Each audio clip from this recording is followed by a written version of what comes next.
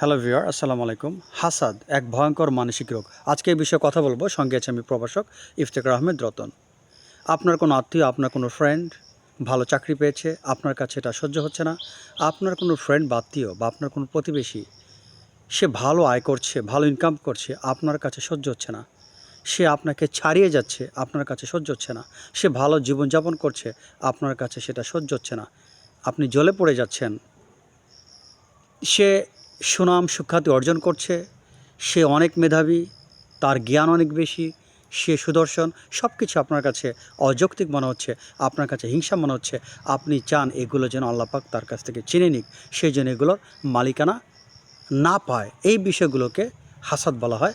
হাসাদ শব্দের অর্থ হচ্ছে হিংসা। তবে ইসলামী শরীয়তে কিছু কিছু কাজকে হাসাদ বলা হয়েছে। মহান আল্লাহ তাআলা কাউকে ধন সম্পদ দান করেছেন, আপনি যদি হিংসা করেন সেটা হাসাদ। মহান আল্লাহ তাআলা কাউকে সুদর্শন করেছেন, আপনি যদি হিংসা করেন সেটা হাসাদ। মহান আল্লাহ তাআলা কাউকে জ্ঞান, বুদ্ধি, গরিমা বেশি দিয়েছেন, সেটা যদি আপনি হিংসা করেন সেটা হাসাদ। ইমাম কুরতুবী রাহমাতুল্লাহ আলাইহি বলেছেন, হাসাদ আমাদের মনের অন্যতম একটা বড় রোগ। তিনি আরও যোগ করেন, আসমান জমিনে যে প্রথম অপরাধটা সংগঠিত হয় তার মূল কারণ হচ্ছে হাসাদ। তার মূল কারণকে তিনি হাসাদ বলে দাবি করেছেন।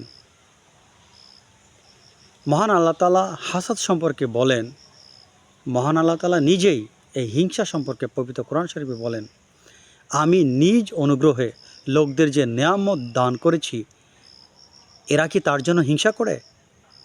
মহান আল্লাহ তাআলা নিজে বলেছেন। মহান আল্লাহ তাআলা আরও বলেন, আমি আশ্রয় চাচ্ছি, আমি আশ্রয় প্রার্থনা করছি হিংসুকের অনিষ্ট থেকে, যে হিংসা করে। অর্থাৎ বান্দার উচিত হিংসুকের অনিষ্ট থেকে আশ্রয় চাওয়া মহান আল্লাহ তাআলার কাছে, যে হিংসা করে। তাহলে আমরা বুঝতে পারলাম হাসাদকে পবিত্র কোরআন শরীফে মারাত্মকভাবে নিরুৎসাহিত করা হয়েছে। তবে আপনি যদি কারো সুনাম, কারো সম্মান, কারো অর্থনৈতিক অবস্থা, কারো দৈহিক সৌন্দর্য, কারো রূপ লাবণ্য দেখে যদি আপনি হিংসা না করে আল্লাহর কাছে এটা বলেন, হে আল্লাহ, তুমি তাকে যেরূপ নিয়ামত দান করেছ, তুমি যদি আমাকে সেরূপ নিয়ামত দান করতে, তাহলে কিন্তু এটা হিংসার মধ্যে হবে না বা হাসাদের অন্তর্ভুক্ত হবে না। যেহেতু আপনি তার কাছে, মহান আল্লাহ তাআলার কাছে নিয়ামতের জন্য প্রার্থনা করেছেন, হে আল্লাহ, তাকে তুমি যেরূপ নিয়ামত দিয়েছ, তুমি আমাকেও সেরূপ নিয়ামত দান করো, সেক্ষেত্রে কিন্তু এটা হাসাদের অন্তর্ভুক্ত হবে না।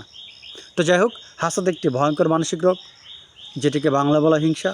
মহান আল্লাহ তাআলা আমাদের সবাইকে এই হাসাদ থেকে দূরে থাকার তৌফিক দান করুন। আজ এ পর্যন্ত, আল্লাহ হাফেজ।